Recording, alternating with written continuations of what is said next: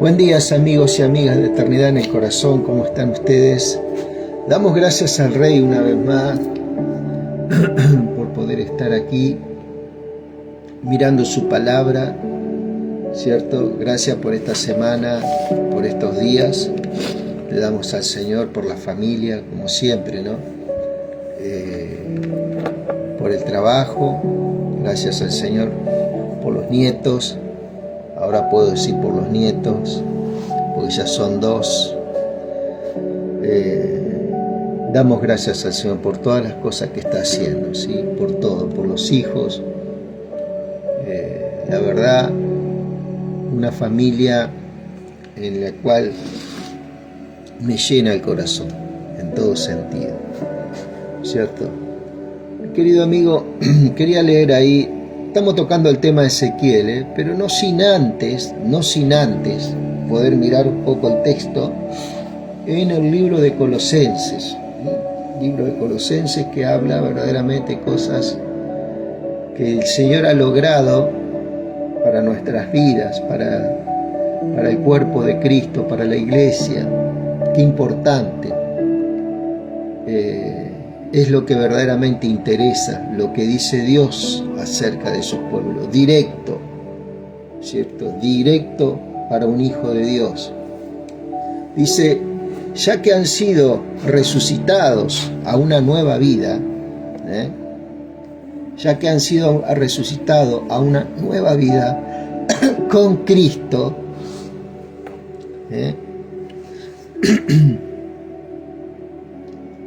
pongan la mira en las verdades del cielo, donde Cristo está sentado en el lugar de honor a la derecha de Dios.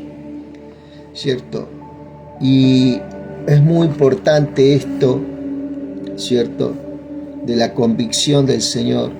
No tan solamente en un momento donde surge la necesidad, ¿cierto? Una necesidad personal nuestra, ¿cierto? Sino qué difícil es para la persona, para mucha gente, poder saber que la persona en todo tiempo está adorando al Señor, en todo tiempo está batallando, en todo tiempo está venciendo, ¿cierto? Porque esta vida en la cual llevamos constantemente, a cada minuto, a cada segundo, ¿cierto? Tenemos esa manifestación que es Cristo. No es tan solamente en ciertos momentos de la semana, en ciertos momentos del día, sino que constantemente, ¿cierto? La persona de Cristo está siendo forjada a llevar una vivencia constante e intensa en el Señor, ¿cierto? ¿En cuanto a qué, amado? En cuanto a esa manifestación maravillosa que el Señor hizo, a esa regeneración y a ese mover de santificación del Espíritu Santo dentro de nuestras vidas, ¿cierto? Fuimos revestidos, amado, de una nueva naturaleza. Y al ser revestido de una nueva naturaleza, eso tiene una acción constante en nuestras vidas. Es una acción en todo momento y en todo lugar. Eso produce en el creyente, ¿cierto? Una vida, ¿cierto? Que está centrada en Cristo, en su palabra, ¿cierto? Y bajo la guía del Espíritu. Eso es lo que hoy en día llevamos adelante. Hay mucha gente que pregunta, ¿y vos cómo hacés? Vos tenés un momento de adoración, tenés un momento de intimidad, y verdaderamente tener un momento de intimidad, un momento, es muy poca cosa para lo que el Señor hizo en la cruz del Calvario y demanda. A medida que vamos creciendo y vamos madurando, verdaderamente esa unidad, esa relación se manifiesta en nuestras vidas, ¿sí? Por eso es que ya las palabras, en qué momento, de qué forma, de qué manera, en qué tiempo, en qué lugar, ya no existen prácticamente en cuanto a que estamos en el ámbito de Dios. Así como estábamos en el ámbito, ¿cierto?, del pecado en otros tiempos, ¿cierto? Estábamos separados, estábamos muertos en nuestros delitos y pecados. ¿Y qué era lo que estaba activado constantemente? Todo lo referente a ese ámbito. Ahora, estando en la luz, ¿cierto?, estando en la vida, estando en Cristo Jesús, la vivencia es constante también, es a cada instante, ¿cierto? Por eso del creyente se produce adoración, ¿cierto?, en el momento que uno menos espera. No tenemos día, no tenemos hora, no tenemos... Es algo constante, es algo intenso en nuestras vidas, de parte del Espíritu Santo. Y a esto se refiere un poco Colosenses. Ya que han sido resucitados, un hecho, ¿cierto? Ya que han sido resucitados a una nueva vida con Cristo, pongan la mira en las verdades del cielo, donde Cristo está sentado en el lugar de honor a la derecha de Dios. ¿Cierto? Todo, pongan la mira, todo nuestro ser, ¿cierto? Todo nuestro ser tiene que apuntar a estas cosas, ¿sí? Y es de una forma natural, es lo que se produce, amado, al estar en Cristo Jesús, ¿sí? Por eso es que uno está constantemente pensando en el Señor, pensando, ¿cierto?, en Cristo Jesús, en ese ámbito, ¿cierto? Piensen en las cosas del cielo, no en la de la tierra, pues ustedes han muerto a esta vida y su verdadera vida está escondida con Cristo en Dios, ¿cierto?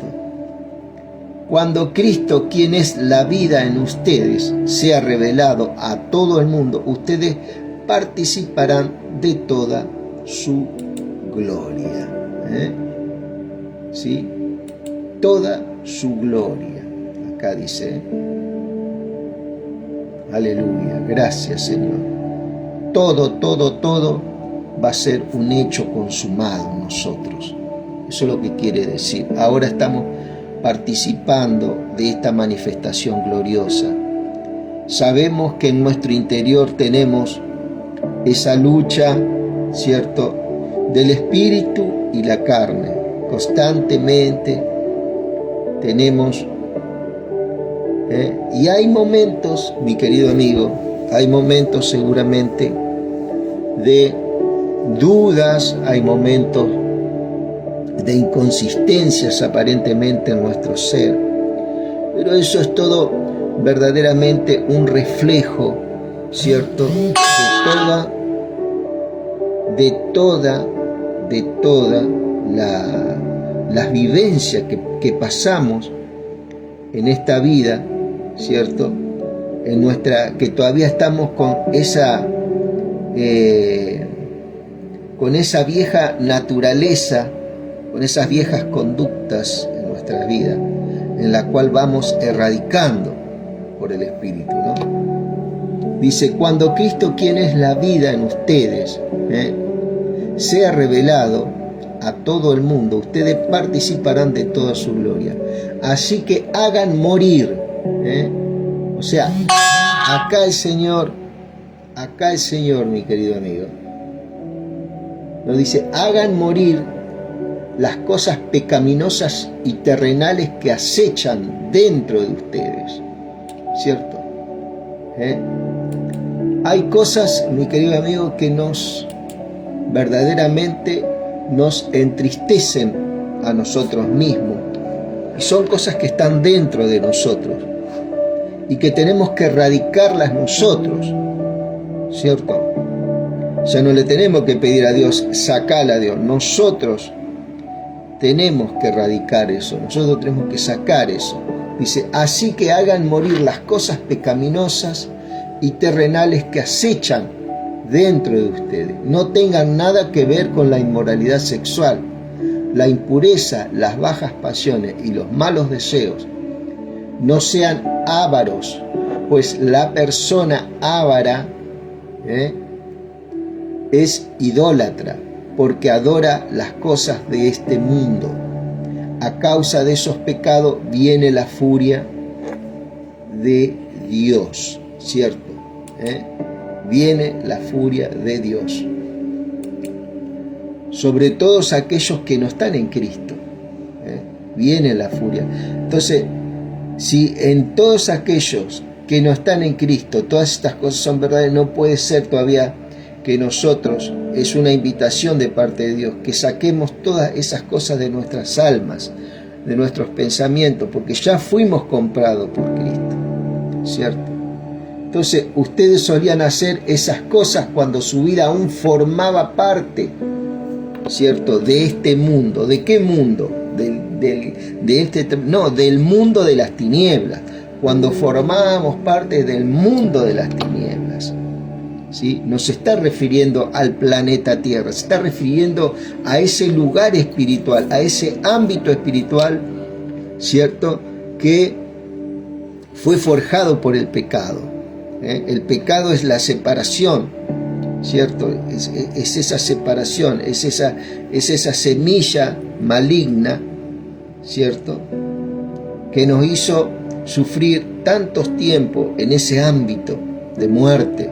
¿Qué muerte? Separación, ¿cierto?, de Cristo. Y dice, pero ahora es el momento de eliminar. Acá el Señor también me habla a mí, lógicamente. Ahora es el momento de eliminar la furia, el comportamiento malicioso, la calumnia y el lenguaje sucio, ¿sí? Ese lenguaje sucio. Aún escucharlo, amado, escucharlo, ¿no? Escuchar, tratar de aislarse de todo este lenguaje, no de aislarse la gente, de aislarse de toda esta conducta, ¿cierto? No se mientan unos a otros, porque ustedes ya se han quitado la vieja naturaleza pecaminosa y todos sus actos perversos. Entonces, fíjate vos que podés mentir estando, ¿cierto?, ya en la nueva naturaleza. Claro que sí, claro que sí. Y se puede mentir intencionalmente para perjudicar a otro. Pero acá el Señor está diciendo, ahora ustedes tienen el poder para no hacerlo. Ahora ustedes tienen la autoridad para no hacerlo. ¿Para hacer qué? Para no mentir más, para no engañarse más, que nos da. Y eso es la buena noticia que nos da el Señor. Que comencemos a batallar esto, ¿cierto?, en nuestras vidas, nuestros corazones. No se... Ahí está. Damos gracias al Rey. Se había cortado. Estamos hablando verdaderamente, no se mientan unos a otros, porque ustedes ya se han quitado la vieja naturaleza pecaminosa y todos sus actos perversos. Fíjate vos, este versículo, amado, está hablando de gente que se había quitado ya la vieja naturaleza, pero todavía estaban mintiendo, ¿cierto? Todavía se estaban engañando, ¿sí? Dice, no se mientan unos a otros, porque ustedes ya se han quitado la vieja naturaleza pecaminosa y todos sus actos. Vístanse con la nueva naturaleza y se renovarán a medida que aprendan a conocer. Acá está la respuesta. Vístanse con la nueva naturaleza en la cual están. Ya eso es un hecho por fe, ¿cierto? Ahora eso lo vamos a llevar a la parte más íntima de nuestro ser, a todas nuestras a todo nuestro ser interior. Dice, vístanse de la nueva naturaleza y se renovarán a medida que aprendan a conocer a su Creador y se parezcan más a Él. ¿Sí?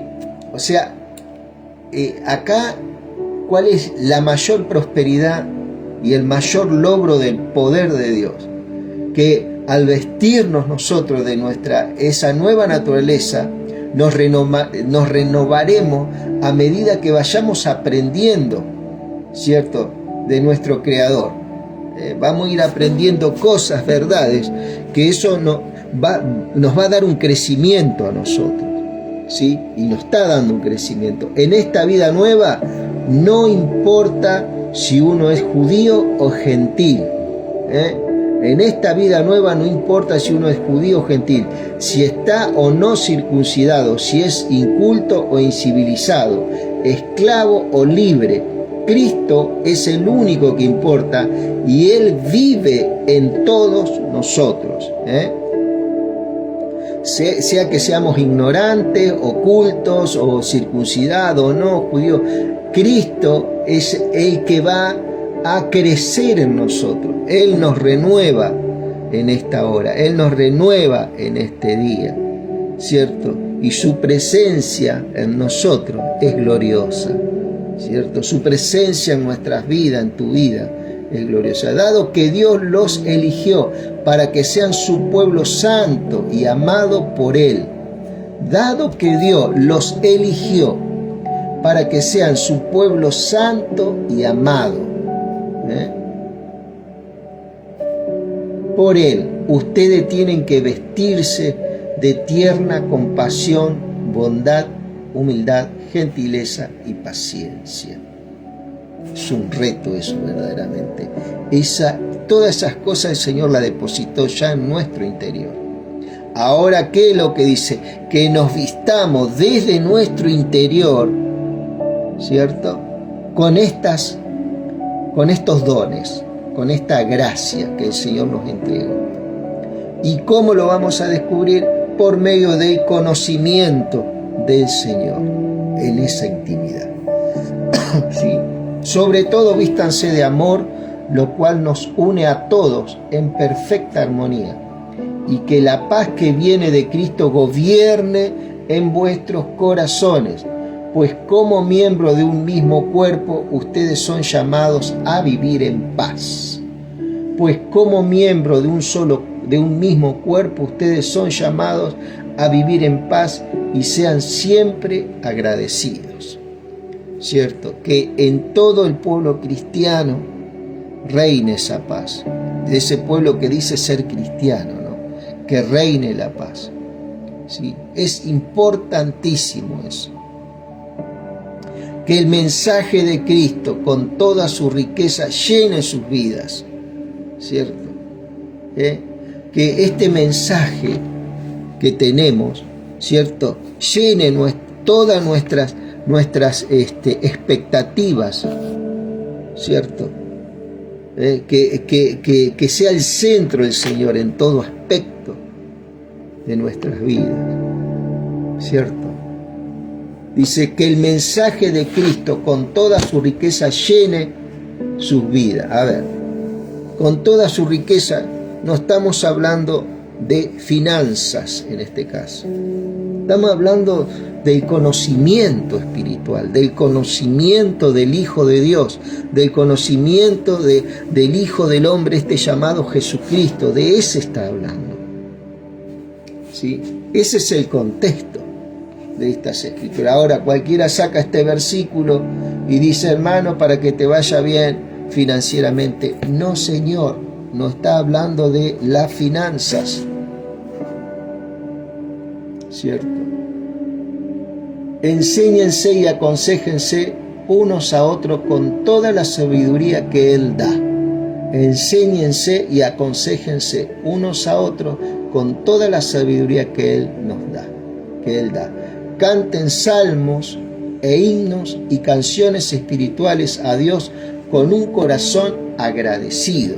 Esto tiene que ser una práctica en nuestros hogares, ¿cierto? Tiene que ser una práctica ¿cierto?, en nuestras vidas. Dice, canten salmos e himnos y canciones espirituales a Dios con un corazón agradecido. Después de haber conocido, de estar conociendo el mensaje, ¿cierto? Esto es algo que verdaderamente es una expresión que verdaderamente nos lleva a una edificación en nuestras vidas. Y todo lo que hagan o digan, háganlo como representantes del Señor Jesús y den gracias a Dios Padre por medio de Él. ¿Cierto? Fíjate acá, hay algunas cosas. Dice, instrucciones cristianas. Algunas cosas que dicen acá, estamos leyendo la Nueva Traducción Viviente. Esposa, sujétese cada uno a su esposo, como corresponde a quienes pertenecen al Señor.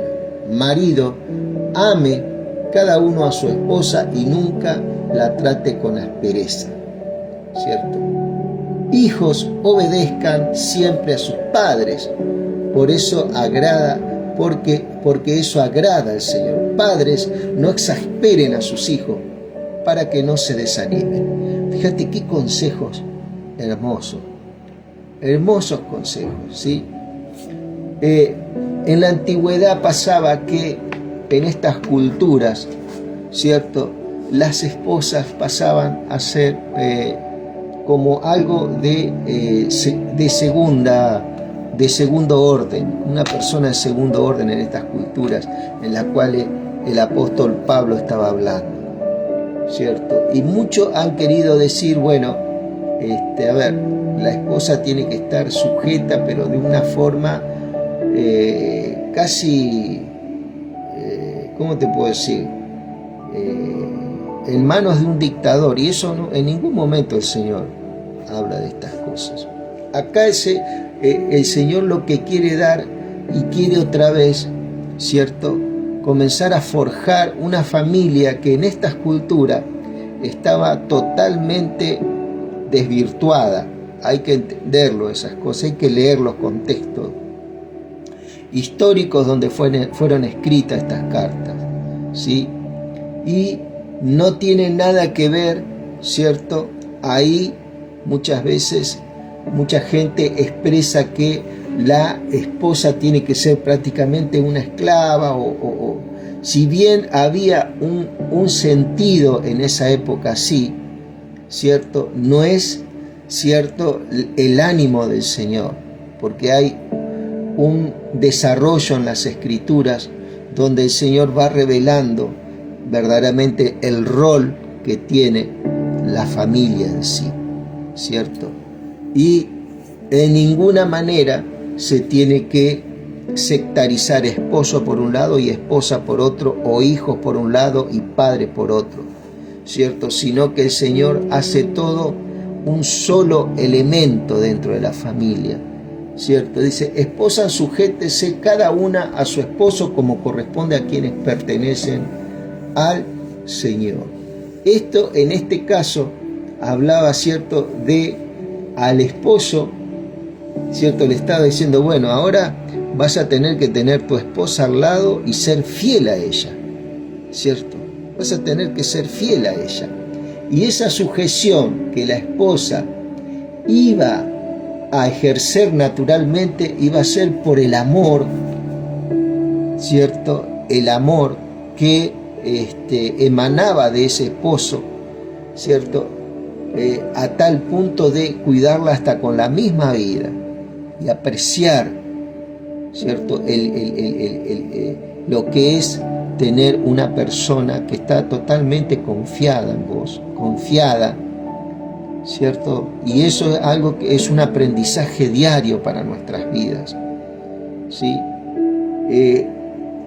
Que esa esposa verdaderamente pueda encontrar, ¿cierto?, en ese esposo todo lo que Dios ha puesto en él. Maridos, ame cada uno a su esposa y nunca la trate con aspereza. ¿Te das cuenta? Es una sujeción sin aspereza, sino es una sujeción, ¿cierto?, que viene por fruto del amor del cariño. Fíjate vos, fíjate muy bien. Hijos, obedezcan siempre a sus padres, porque eso agrada al Señor. Padres, no exasperen a sus hijos para que no se desanimen. Fíjate vos este mandamiento: hijos, obedezcan siempre a sus padres, porque eso agrada. Sus padres no exasperen a sus hijos para que no se desanimen. ¿Cuántos jóvenes desanimados? ¿Cuántos jóvenes verdaderamente con distintos complejos? ¿Cierto? Este es un tiempo verdaderamente que hay que escuchar palabras del Señor. ¿Cierto? Esclavos, obedezcan en todo a sus amos terrenales, traten de agradarlo en todo, traten de agradarlos todo el tiempo, no solo cuando ellos los observan. Sírvanlos con sinceridad debido al temor reverente que tienen en el Señor. Trabajen de buena gana en todo lo que hagan, como si fuera para el Señor y no para la gente. Recuerden que ellos los recompensará con una herencia y que el amo a quien sirven es Cristo. Pero si hacen lo que está mal, recibirán el pago por el mal que hayan hecho, porque Dios no tiene favoritos. Acá mi querido amigo está hablando que en esa época había esclavos también. ¿Te das cuenta? En la sociedad que Pablo comenzó a predicar, ¿cierto? Y esto era a forma de consejos, ¿cierto? No que Dios se agradaba de que hubiera esclavos, entendámoslo. Y aún había muchos esclavos en ese tiempo, que sus amos eran de buenos corazones. Y cada vez que se le daba carta para que sean libres, ellos preferían vivir con esos amos, ¿cierto? Vivir con esos amos, para que entendamos la sociedad en la que el apóstol Pablo predicaba estas verdades. Había esclavos que querían seguir viviendo con sus amos, ¿cierto? Y eso hablaba de una espontaneidad y de algo libre, que ellos decidían vivir con esos amos y seguir sirviéndole porque eran amos de buenos corazones. ¿Sí? Sírvanlos con sinceridad debido al temor reverente que ustedes tienen al Señor. Trabajen de buena gana con todo lo que hagan, como si fuera para el Señor y no para la gente. Recuerden que el Señor los recompensará con una herencia y que el amo a quien sirven es Cristo. Pero si hacen lo que está mal, recibirán el pago del mal que hayan hecho, porque Dios no tiene favoritos, ¿sí? Hubo distintas circunstancias. Por ejemplo, estamos hablando nosotros de Ezequiel, que ahora vamos a pasar ese libro, ¿cierto? Que el pueblo de Dios, que es la otra parte del pueblo de Dios, estuvo con muchos amos, fue vasallo de muchos reinos, pero en este caso Dios le mandó a que sea vasallo de Babilonia y fue llevado cautivo, ¿no? Y eso es el tema que estamos tratando en este tiempo y que lleva tiempo, hay que estudiarlo, hay que mirarlo, ¿sí? Para poder entender el mensaje. Son cosas que llevan tiempo, son cosas que tal vez quisiéramos, pero hay que dar lectura, tenemos que verdaderamente tener ese conocimiento. Pero yo no quería tocar Ezequiel sin antes, ¿cierto? Poner este pasaje que habla de Cristo y de dónde hoy nosotros estamos parados. No estamos parados acá en este Ezequiel, nosotros estamos parados en Colosenses, por ejemplo, ¿cierto? Entre otras pasajes de las cartas paulinas. Dicho esto, vamos a leer acá Ezequiel, la Nueva Traducción Viviente también vamos a leer, ¿cierto? Y hay algunos pasajes donde habla de estas cosas y tiene un respaldo, ¿cierto? Luego recibí el siguiente mensaje del Señor, dice Ezequiel. Hijo de hombre, propone este enigma y cuenta este relato a los israelitas. Estos enigmas eran parábolas, ¿cierto? Diles de parte del Señor soberano. Un águila grande con alas anchas y plumas largas, cubierta de un plumaje de varios colores, llegó al Líbano.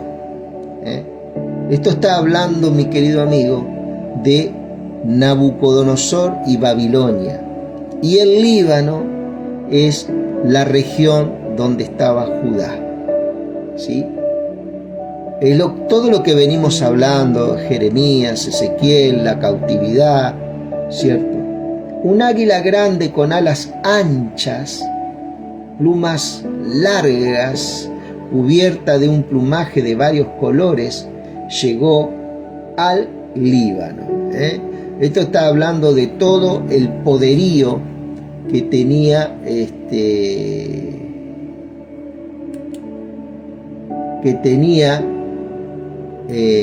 Nabucodonosor, que tenía Babilonia, ¿no?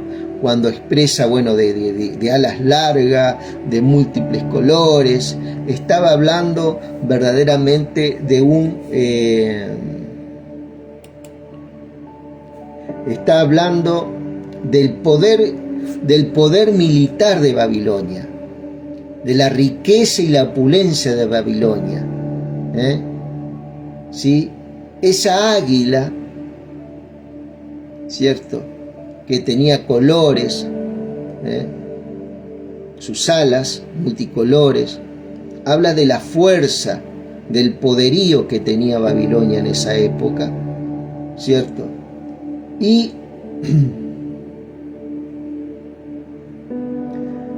fíjate vos qué maravilla es esto, ¿no? Agarró la copa de un cedro y arrancó la rama más alta. Esto está hablando, acá está hablando de la élite de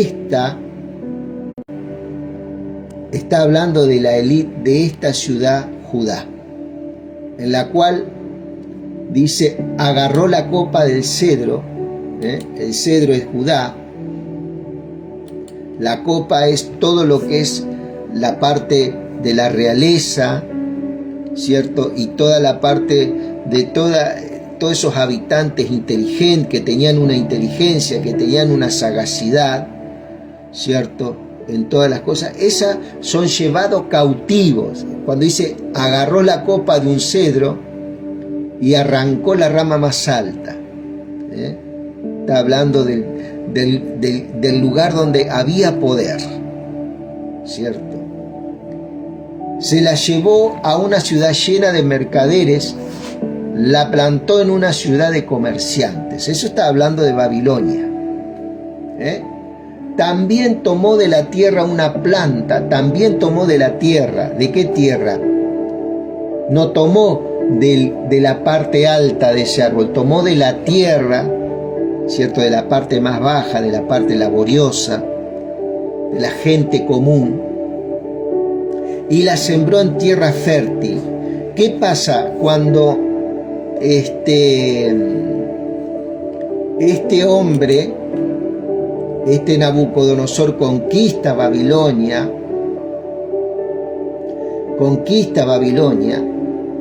¿cierto? Este remanente, queda un remanente, ¿para qué? Para sembrar la tierra, ¿cierto? Queda un remanente en Judá, ¿cierto? No la parte de la élite había sido llevada cautiva. Dios permite que quede un remanente en Judá. Eso está por allá por el libro de Jeremías, ¿cierto? Capítulo 42, 44, ¿cierto? Queda para plantar cosas, para plantar viñas, ¿cierto? Y muy importante esto, es muy importante saberlo, ¿no? De cómo Dios habla en estas profecías y dice, también tomó de la tierra, ¿de qué tierra? De la tierra de Judá, una planta de semillero. ¿Qué es la planta de semillero? Es un grupo de personas, un remanente de personas que quedan en ese lugar para multiplicarse también, ¿cierto? Dios en su gran misericordia también quería dejar un remanente que hiciera las cosas bien en esa tierra, ¿cierto? Y la sembró en tierra fértil, la colocó junto a un río ancho donde podría crecer como un sauce. Allí echó raíces y creció hasta convertirse en una amplia vid de poca altura. O sea, una vid de poca altura, ¿qué quiere decir? Una vid que no tenía la inteligencia que había sido llevada a Babilonia. ¿Sí? Esta estaba para producir algo y multiplicar esa tierra de Judá, que verdaderamente era una tierra rica. Pero ¿qué pasa? Todo esa élite que había sido llevada, gran parte de esa élite fue lo que trajo que esa tierra no fuera lo que tenía que ser en Cristo Jesús, lo que Dios había mandado, ¿cierto? Entonces allí echó raíces y creció hasta convertirse en una amplia vid de poca altura. Sus ramas se extendieron hacia arriba en dirección al águila, ¿cierto? ¿Por qué en dirección al águila? Porque Nabucodonosor puso en esta tierra, puso gente de él, ¿cierto? Que sea acorde de él, acorde su gobierno, y dejó un gobernador ahí. Creo que su nombre era Gedalías, si no me equivoco. Deja un gobernador ahí para que esta gente simple, de campo, laboriosa, plantara y se multiplicara. Ocurrió esto con el apoyo del rey de Babilonia. Produjo ramas robustas y salieron retoños. Pero luego llegó otra águila grande con alas anchas y cubierta de plumaje. Acá está hablando del rey de Egipto y de su pueblo Egipto. Entonces la vid extendió sus raíces y sus ramas hacia esa águila para obtener agua. ¿Qué esto quiere decir? Que se rebeló. Judá se rebela en contra de Nabucodonosor y busca la cobertura de Egipto, ¿cierto? Eso está también ahí en Jeremías 42, 43, 44, ¿cierto? Aunque ya estaba plantada en buena tierra y tenía agua en abundancia para crecer y convertirse en una vid espléndida, ya Dios le había dado todo, ¿cierto? Y ya se había hecho los arreglos, ¿cierto? Para que esa gente, ese remanente que quedó en Judá, no fue llevado cautivo, por misericordia y gracia de Dios, no le iba a faltar absolutamente nada. Pero ellos otra vez tomaron un parecer, tomaron una dirección y miraron hacia esta otra vid, que es Egipto, a esta otra águila, perdón, que es Egipto. Y dice y tenía agua en abundancia para crecer y convertirse en una vid espléndida, aunque ya estaba plantada, dice el 8, en buena tierra. ¿Cuál es la buena tierra? Judá. Y tenía agua en abundancia para crecer y convertirse en una vid espléndida y producir hojas frondosas y frutos suculentos. Así que ahora el Señor soberano pregunta: ¿crecerá y prosperará esa vid? No. Yo la arrancaré de raíz, cortaré sus frutos y dejaré que se sequen y se marchiten las hojas. Las arrancaré fácilmente, sin necesidad de un brazo fuerte ni de un gran ejército. Pero cuando la vid sea trasplantada, volverá a florecer, no se secará cuando el oriente sople contra ella, y morirá en la misma tierra fértil donde había crecido también, ¿cierto? Muchos fueron a Egipto, ¿cierto? Fueron a Egipto y ocurrió lo que ocurrió. Fueron esparcidos, dice acá, Luego recibí este mensaje del Señor. Dile a esos rebeldes de Israel, ¿no entienden lo que significa este enigma de las águilas? El rey de Babilonia vino a Jerusalén y se llevó al rey y a los príncipes de Babilonia. Ahí está la explicación, ¿cierto? Cuando dice que se cortó de la rama más alta, se cortó el cedro y se cortó de la rama más alta, ¿cierto? Eso es que el rey de Babilonia se llevó al rey y a los príncipes de Babilonia. Hizo un tratado con un miembro de la familia real y lo obligó a jurarle lealtad. También desterró a los líderes más influyentes de Israel. Ahí fueron, eso se llama cuando llevaron al exilio a esta gente, a lo más influyente, para que Israel no se fortaleciera nuevamente y se rebelara. Fíjate vos qué clarito está acá lo que Dios había profetizado en los primeros capítulos del 17.1 al 17.10. Esta es la explicación. Dice, y se llevó al rey y a sus príncipes en Babilonia. Hizo un tratado con un miembro de la familia real y lo obligó a jurarle lealtad. ¿Cierto? Este rey de Babilonia hizo un tratado. También desterró a los líderes más influyentes de Israel, para que Israel no se fortaleciera nuevamente y se rebelara. Solo si cumplía su tratado con Babilonia podría Israel sobrevivir. O sea, había un tratado de que Babilonia, esa gente que había quedado ahí, iba a sobrevivir, no le iba a faltar nada, pero ellos, ¿qué hicieron?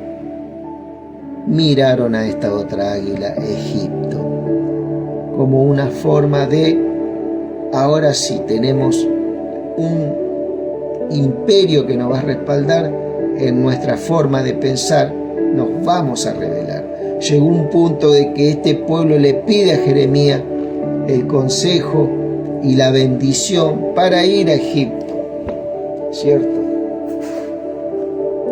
¿Acaso podrá? Dice, sin embargo, este israelita de la familia real se rebeló contra Babilonia y envió embajadores para solicitar un gran ejército con muchos caballos de Egipto. ¿Acaso podrá Israel dejar de cumplir los tratados que hizo bajo juramento sin que haya consecuencias? No, porque tan cierto como yo vivo, dice el Señor soberano, el rey de Israel morirá en Babilonia. Y así fue. Murió en Babilonia, ¿cierto? Primeramente dice que le arrancaron los ojos y después murió en Babilonia, ¿sí? Mataron a sus hijos a filo de espada. Todo eso está por allá por Jeremías, 40, 50.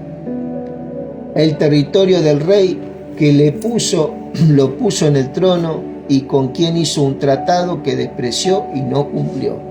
Ni el faraón con su poderoso ejército podrá ayudar a Israel cuando el rey de Babilonia vuelva a sitiar Jerusalén y mate mucha gente. ¿Sí?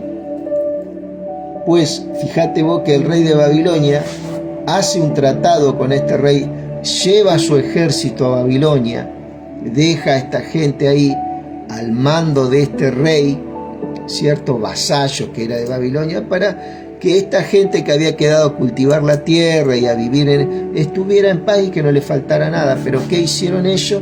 Volvieron a rebelarse, pues el rey de Israel despreció el tratado y no lo cumplió, aún después de jurar que lo haría. Así que no escapará. Entonces, esto dice el Señor soberano: tan cierto como que yo vivo, lo castigaré por no cumplir mi pacto y por despreciar el juramento solemne que hizo en mi nombre. Sí, en mi nombre. Arrojaré mi red sobre él y lo capturaré en mi trampa. Lo llevaré. ¿Cuál es la red y cuál es la trampa? Lo llevaré a Babilonia y lo juzgaré por haberme traicionado. Todo sus mejores guerreros morirán en batalla, y los que sobrevivan serán esparcidos a los cuatro vientos. Entonces ustedes sabrán que yo soy el Señor que ha hablado. Esto dice el Señor soberano: tomaré una rama de la copa de un cedro alto y la plantaré sobre una cumbre de la montaña más alta de Israel. Se convertirá en un cedro majestuoso, extenderá sus ramas y producirá semilla. Toda clase de aves anidarán en él y encontrarán refugio a la sombra de sus ramas. Todos los árboles sabrán que soy yo, el Señor, quien tala el árbol alto y hace crecer alto el árbol pequeño. Soy yo quien hace secar el árbol verde y le da vida al árbol seco. Yo, el Señor, he hablado, cumpliré lo que he dicho. Está hablando, amado, cuando vos podés ver todo lo que ocurrió y cómo el Señor va a restaurar la nación de Judá, y qué es lo que va a hacer Él cuando Judá va a estar totalmente sin vida. Me viene a la memoria Ezequiel 37, ¿cierto? Que el Señor a lo que está muerto da vida, ¿cierto? Y a lo que aparentemente tiene una vida frondosa, una vida productiva, ¿cierto?, lo lleva a una situación, ¿cierto?, de total asolamiento. Fue lo que pasó con Babilonia, fue lo que pasó con Egipto, ¿cierto? Pero también tiene un doble cumplimiento este 17:22 de Ezequiel en el milenio, ¿cierto? Y cuando habla y dice tomaré una rama de la copa de un cedro, está hablando de Cristo, está hablando de su Hijo en los últimos días, ¿cierto? Y su reino mileniario. Damos gracias al Señor, mi querido amigo, hasta acá con este Ezequiel 17. Damos gracias al Señor, damos gracias al Señor por todo, que el Señor esté obrando, ¿cierto? Y sacando toda incredulidad de nosotros, de nuestras vidas, ¿cierto? Y nosotros actuaremos en consecuencia también, nos levantaremos para ser esas personas con un crecimiento sostenido en Cristo. ¿Sí? Que Dios te bendiga y que Dios te guarde, y un gran saludo para la familia.